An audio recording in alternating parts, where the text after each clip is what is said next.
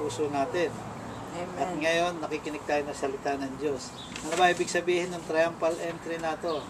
Sinasabi ng Panginoon Diyos, sinasabi ng Panginoong Jesus na sa kanyang salita sa Matthew 21:9, "Blessed is the one who comes in the name of the Lord."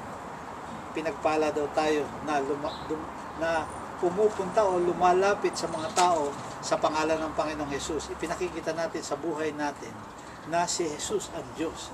Mapalad tayo, pinagpala tayo. Blessed is the one who comes in the name of the Lord. Kasi ginawa ng Panginoon Diyos to, ng Panginoong Jesus. Bumaba siya sa lupa upang mag-glorify ang Ama. Iniligtas niya ang mga naliligaw. Amen? Kaya sabi sa Matthew 21:9, "Blessed is the one, blessed is he who comes in the name of the Lord." Sana ang buhay nating lahat ay pinagpala na ang dinadala natin, ang itinataas natin ay ang pangalan ng Panginoong Jesucristo sa ating buhay. Bakit? Triumphant and victorious si Jesus Christ. Amen? Kaya tayo ay partakers ng lahat ni Jesus. Buhay na walang hanggan, buhay na mahaba at masagana, kontento sa lupa, at lahat ng pagpapala na dapat ibigay ng Diyos hanggang sa buhay na walang hanggan. Ito ay ating makakamit. Amen? Kasi victorious si Jesus. Kung victorious si Jesus na ating Diyos, anong gagawin natin? Have a rejoicing life. Huwag tayo nakasimangot.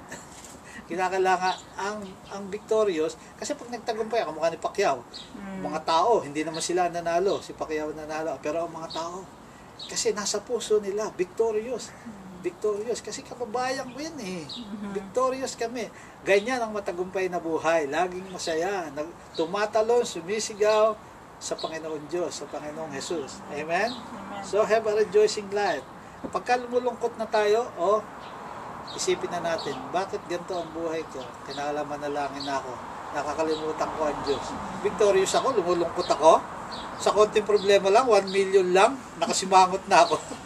Hindi pwede. 20 million. Victorious ako Si Jesus ang nagtagumpay eh. Kahit yung nakuha ni Pacquiao na $20 million, bali wala sa Diyos yan. Kasi ang lahat ay pag-aari ng Diyos. Pag gustong kunin ng Diyos, pati buhay. Kaya nga, yun yung tiyahin ni Vivian, hindi mo akalain, malakas.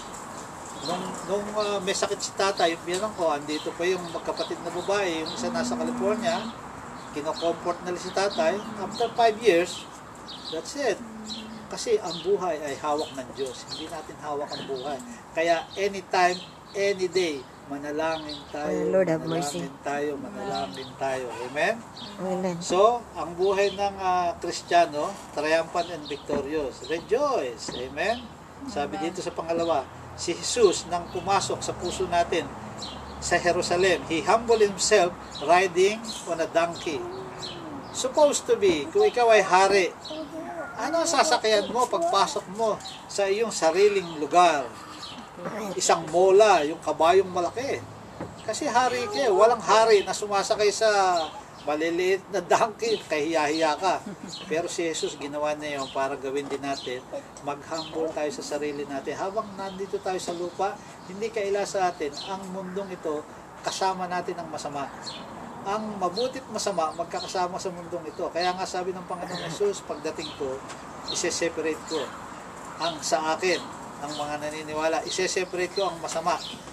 Eh kung isi-separate ang masama, kawawa na sila. Amen? Amen. Tayo isi-separate na rin niya. Sa Kanya tayo. Amen? Hallelujah. So, huwag natin kalimutan. Una, maging masaya tayo dahil we are victorious, always smile.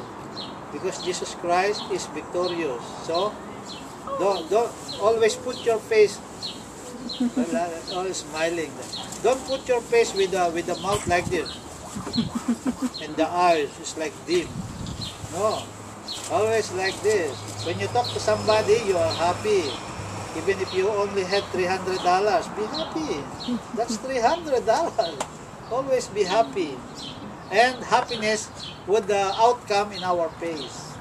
If you are happy, you don't say like this.